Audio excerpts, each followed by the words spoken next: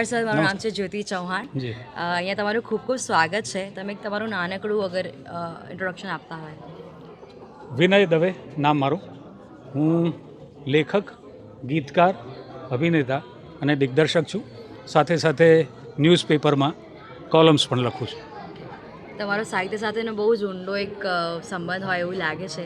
તો તમારું સાહિત્ય મંચ વિશે તમારું શું કહેવું છે? સાહિત્ય રજૂઆત કરવા માટે, તમારી લાગણીઓની રજૂઆત કરવા માટે, તમારી માનસિક તરંગોને રજૂઆત કરવા માટે સાહિત્ય બહુ અગત્યની વસ્તુ છે. મારું મુખ્યત્વે હાસ્ય સાથે જોડાણ છે. મેં હાસ્યના લેખો, હાસ્યના ગીતો, હાસ્યના કાર્યક્રમો, હાસ્યની સિરિયલો એમાં લખાણ પણ કરેલું છે, ગીતો પણ લખ્યા છે અને અભિનય પણ કરેલો છે. એટલે મારું હાસ્ય સાહિત્ય સાથે વધારે જોડાણ છે. અને અહીંયા સાહિત્ય સંઘ સાથે તમારી કેવી જર્ની રહી છે? સરસ રહી, બહુ મજાની રહી છે, મજા પડી છે. અને આમના ભૂતકાળના AILFના કાર્યક્રમોની અંદર હું ઘણી વખત આવતો અને સરસ મજાના કાર્યક્રમો મેં માણેલા છે.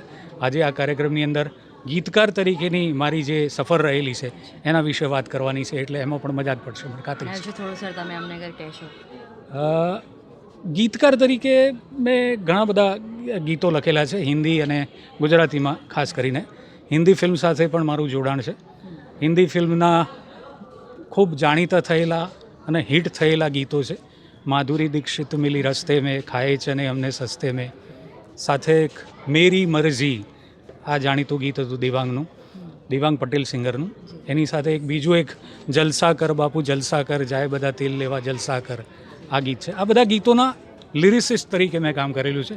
ગીતકાર હું છું, એટલે દેવાંગ ગાય છે અને હું બળદ છું.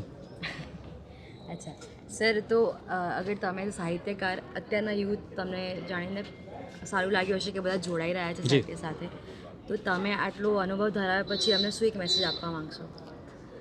ના, એ મેસેજ તો ખાસ એની અંદર લખવાની અંદર એવું છે કે લખતા રહેવું જોઈએ. લખવું જે છે ને એક ક્રિએટિવ કન્ટિન્યુઅસ પ્રોસેસ છે. એટલે તમે લખતા રહેશો, જેમ જેમ લખતા રહેશો એમ તમારી કલમ, તમારા વિચારો, તમારી રજૂઆત રિફાઇન થતી રહેશે. એટલે એના માટે એ પેલું એવું કહેવાય છે કબીરના દોહા પ્રમાણેનું કે એ કરની કા કર્તવ્ય હૈ, કરતે હી બનતા હૈ. એટલે તમારે આ પ્રોસેસ સતત ચાલુ રાખતી રહેવી પડે અને કન્ટિન્યુઅસ તમારે કરતા રહેવું જોઈએ. અહીંયા આવવા બદલ આપનો ખૂબ ખૂબ આભાર. અને અમે એવું ધારે છે કે આગળના પણ AILFના જેટલા પણ કાર્યક્રમ થશે એમાં તમે જરૂરથી જોડાશો. Thank you very much. Have a good day. Thank you.